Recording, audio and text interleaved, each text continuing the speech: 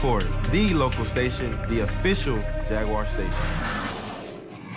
Better, but not good enough. Blake Bortles is turnover-free against the Vikings. That's the good news. The Jags' defense was okay during two critical plays, but the Jags let their fourth quarter win slip away, lost to the Vikings 25-16.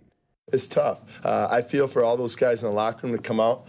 Do I think they'll come out and play with great effort? Without a doubt. Without a doubt. It'll hurt tomorrow. It'll hurt Tuesday. It'll hurt Wednesday. And they start getting out of it a little bit late afternoon Wednesday. And then they'll go on. They're professionals, and they'll compete their tails off. Time to do some Monday morning quarterbacking with quarterback Mark Brunell, formerly with the Jags. Back here on the morning show. Good to have you here, my friend. Good to be back. So, I heard an interview with Jalen Ramsey. He said, you know what, we're to the point where we've got to give the fans something. And that's what it boils down to. Yeah, they've... I wish you mentioned that maybe a couple months ago. We've been waiting for something, Bruce, for some time. But, yeah, the fans, they pay a lot of money.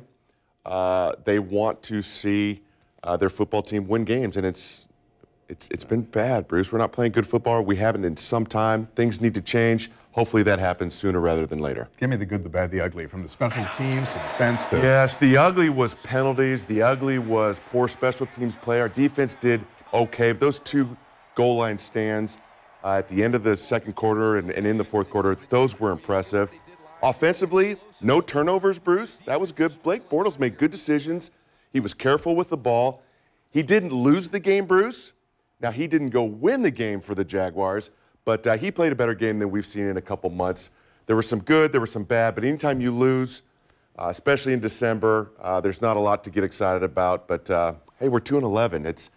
Nobody could have predicted this, and so it's been tough. No, this was supposed to be the turnaround year. Yes. And it was interesting because if you listen to Blake in the after-game news conference, he basically said, all we can do is keep working.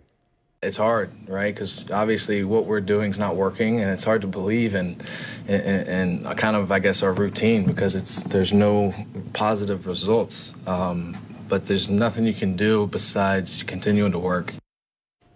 Is there something else that can be done besides continuing to work? I mean, just to give them a sense of team? Well, I think at this point right now, yes, you work, you prepare. I just think, Bruce, that these guys they're good guys. I think they're going to stay together through this whole thing. A lot of good character on this football team. I don't know if we have the talent. I don't know if we have the guys to win these football games. You see some bright spots or defense, and our team has moments, but they're just not enough. We're just not a very good football team. And when you're 2-11, it's not just the head coach. This is not just a Gus Bradley problem.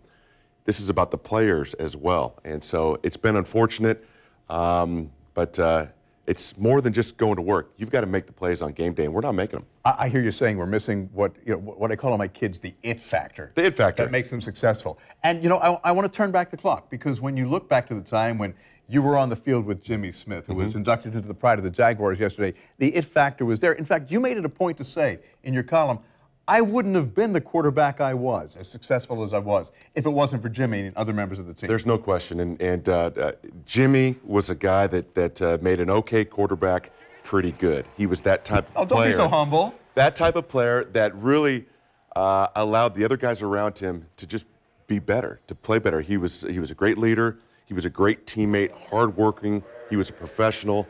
And it was a privilege to have him as a teammate. Now, I can say that about Jimmy and Fred and Tony and dozens of others, former Jaguars. It was a special time, and it wasn't just about talent. We had that it factor, the camaraderie, the chemistry. We played very well as a team. It was a special time. We were coached very well. We just had all those factors in place that seemed to be missing from the current Jaguar team. But yesterday was fun. We got to celebrate Jimmy's induction, long overdue, well-deserved, and a good friend. I'm very happy for him and his family. And he got kind of emotional. He did. I can't believe he got through it. Kind of hugged, shot. And, yeah. I was surprised to see him shed a tear. Yeah, he was. I talked to him the night before. I said, how you feel? He said, Mark, I am nervous. I can't wait till this thing is over with. But he did really well, thanked a lot of people, and he just handled everything right. It was a special moment for him. And it was fun just to be able to share in that experience with them, along with the other former Jaguars. Jaguars did a good job on game day the night before. We went on the owner's yacht. That was a treat. So it was just a good weekend for everybody. Shot charged you though, right? No, this was free. Yeah, this was free. Yeah. Had to have a ticket. Hey, congratulations to Jimmy. Yes. And congratulations to you for being part of a successful Thanks. team. Thanks, Maybe Bruce. we'll talk about that again one day. Read Mark's Monday morning quarterback column right here on newsforjags.com. It's under the sports section. And tonight, join us for Jags All Access. Sam Kavaros will be live from Mellow Mushroom in Avondale. Our guest this week, Tyler Shatley. That's tonight at 7. Next.